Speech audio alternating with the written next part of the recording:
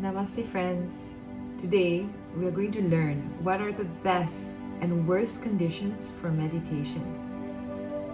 Now meditation is a lot like gardening.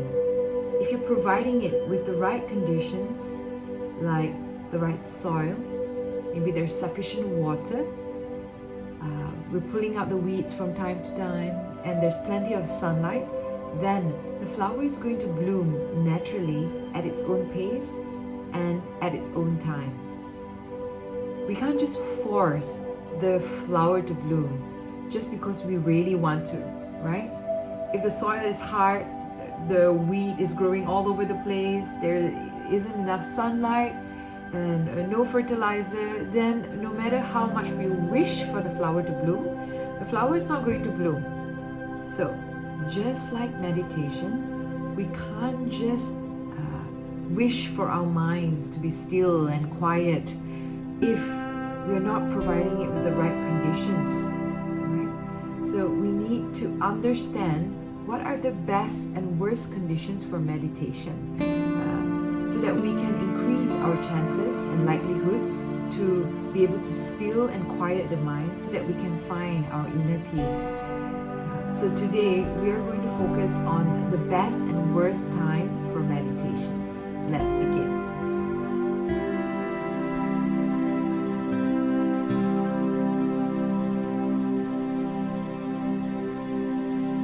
Before we begin, it is important to understand that meditation is a state where one is fully present in the moment, where our mind is concentrating on one thing until we are fully absorbed in the moment.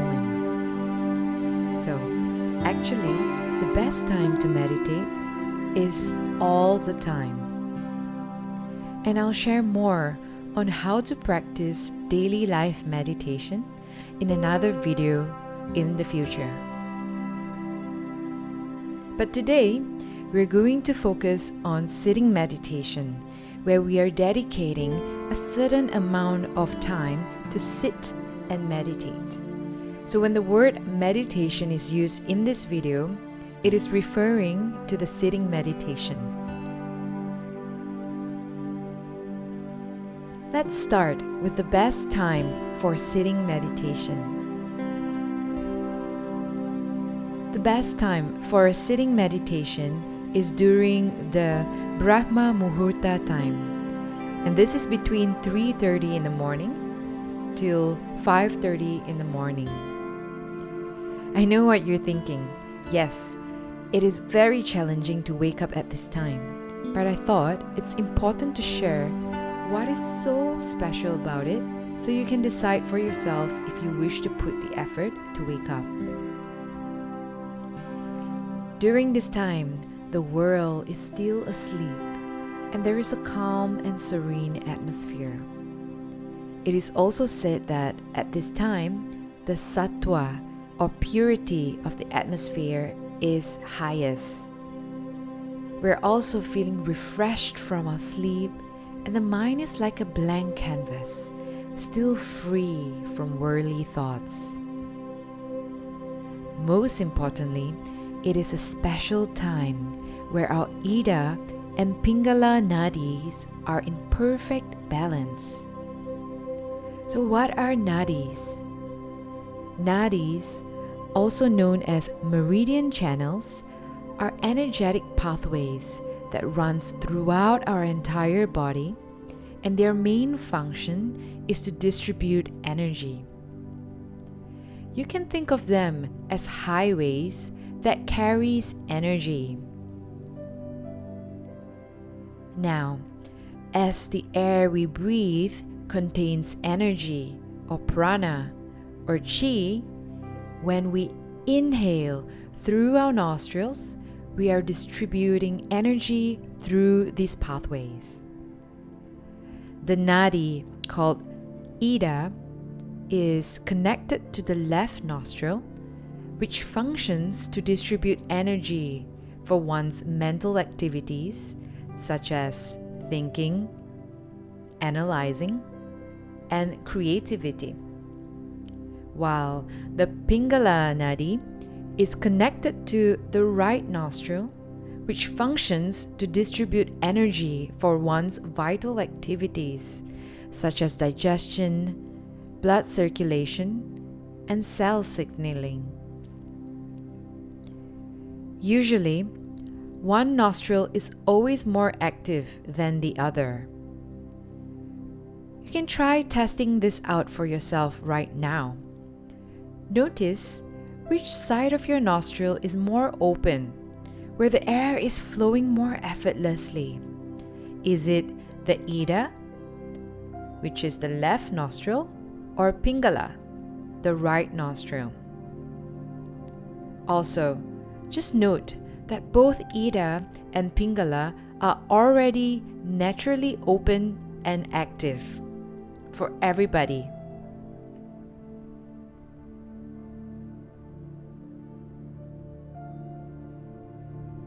So, what happens when both Ida and Pingala are in perfect balance? This is a special time when another nadi, which is usually dormant and closed, called the Sushumna nadi, is activated and opens up for energy to flow in. You can think of the Sushumna nadi, which is located along the spine, connecting all of the 7 main chakras, as a special pathway to enter the best meditative state and expand our consciousness. And this is the central channel that is only open when both Ida and Pingala are balanced. So how do we know when Ida and Pingala are balanced? You will notice at this time the airflow in both nostrils are the same. They are equal.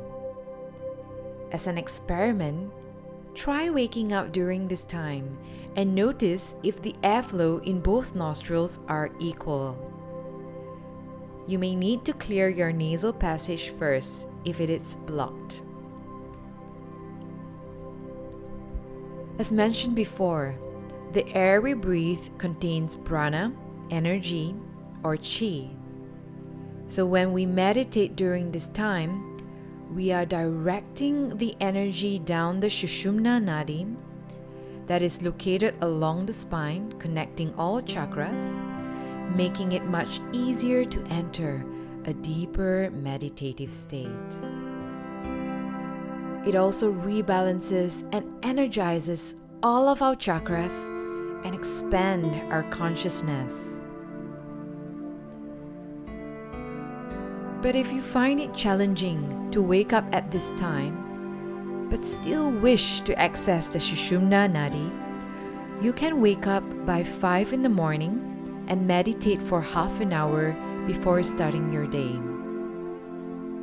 Sometimes, when the energy system is already in balance from your yoga practice or pranayama practices, then you will find yourself waking up from 3:30 to 5:30 in the morning naturally.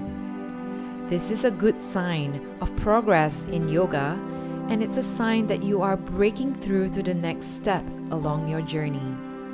Use this precious time to meditate instead of trying to go back to sleep. So, if this time is still not possible, don't worry. The next best time for meditation is the moment we wake up. Just like the previous reason, we have just gotten a good night's rest.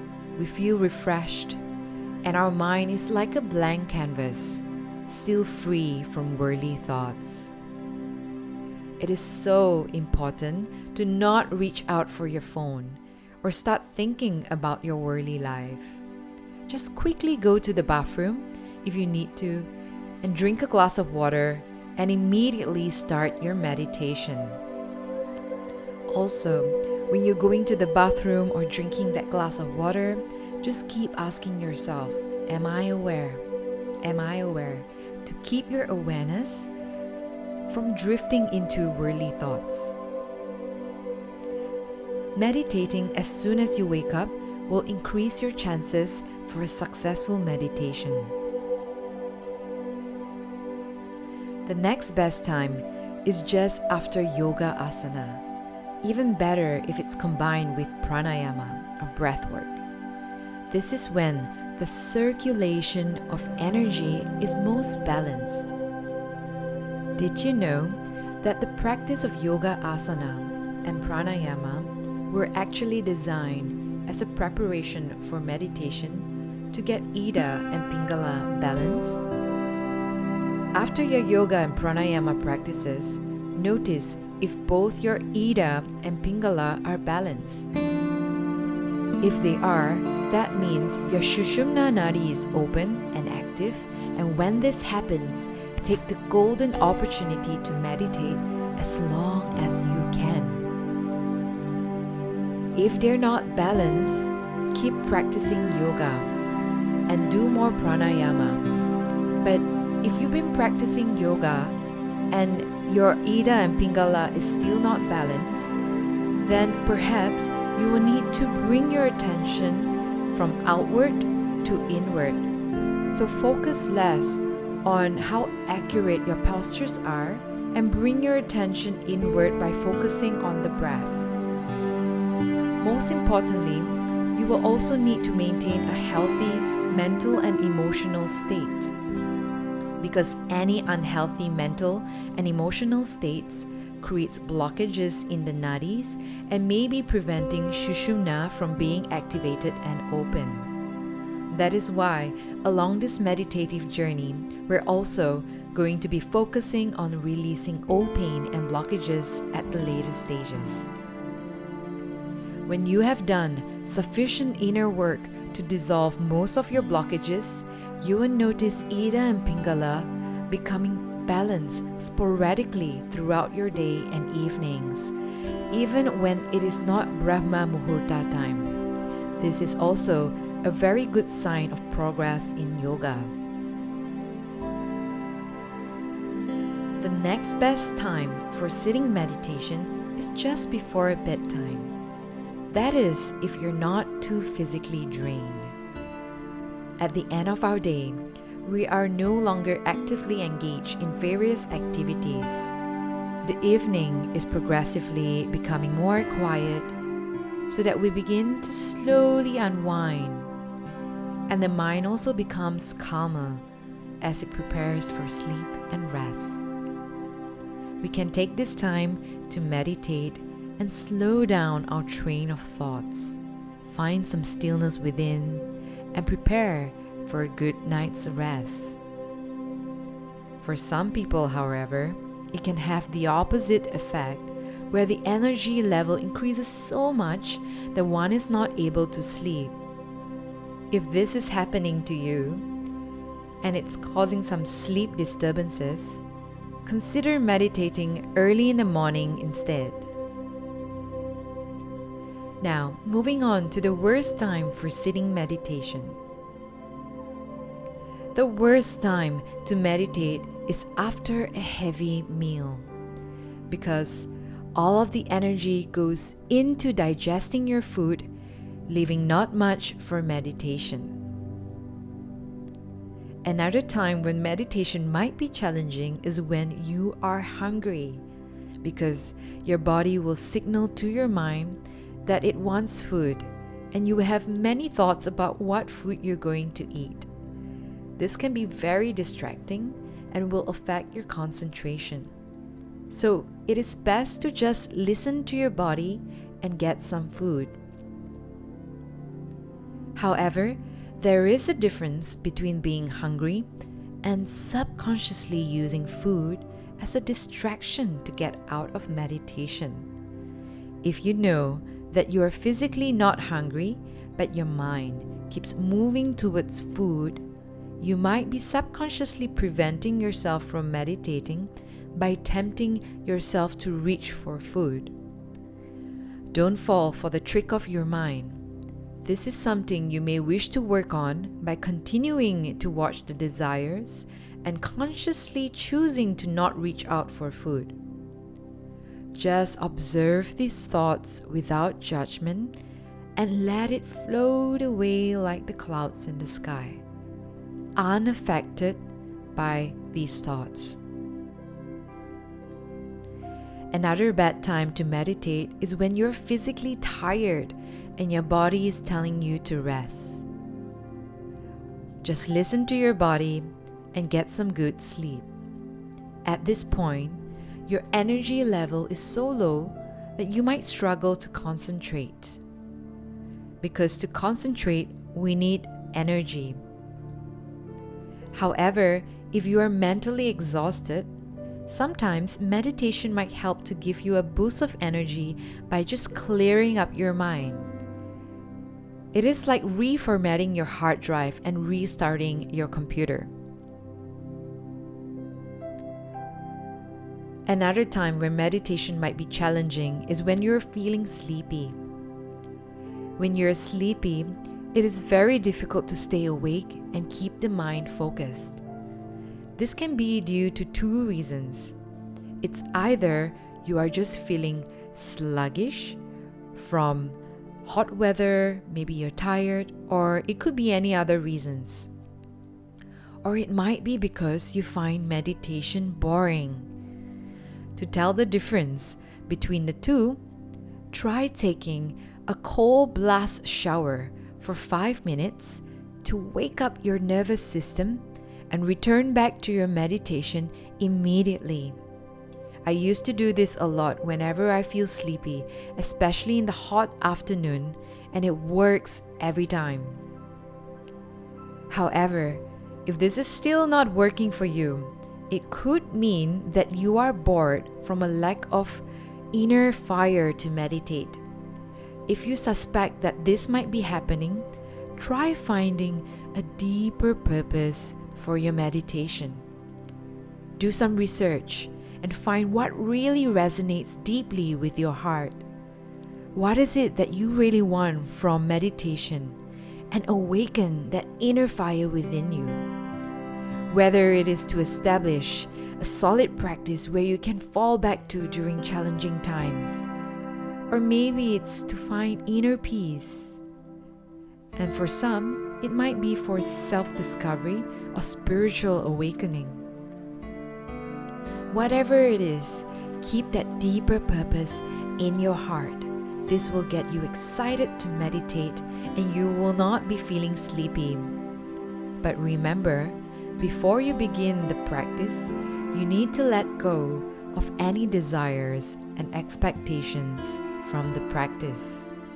Watch the video on "Do this before any meditation" to understand why.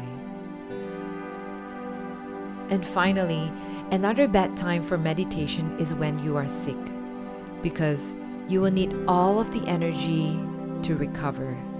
So again, just listen to your body and rest when you need to. Learn from my mistake. I've once tried meditating when I was sick. This was after that 1-month meditation at the monastery in Malaysia. I traveled to Kalau in Myanmar to meet my favorite meditation teacher at that time, named Sayadaw Uttajanaja. On the very first day, I felt sick and had a fever. I was very upset for falling sick because it wasn't very easy to meet him in person, and I didn't want to miss out on his teachings. So I kept pushing myself to meditate, but I found it very difficult to concentrate and just kept falling asleep. In the end, I had to listen to my body and just rest. I was surprised how difficult it is to concentrate when we are sick. I thought meditation would actually help me feel better and re-energize my body. But it seems like the best thing to do is just always listening to your body and get that good night's sleep. So, here are the best and worst times for sitting meditation. But remember that it's always a matter of perspective. Meditating after a heavy meal or when you are sleepy is still much better than not meditating at all. So just do your best, adjust according to your lifestyle, prioritize, listen to your body, and Always think of everything in terms of energy.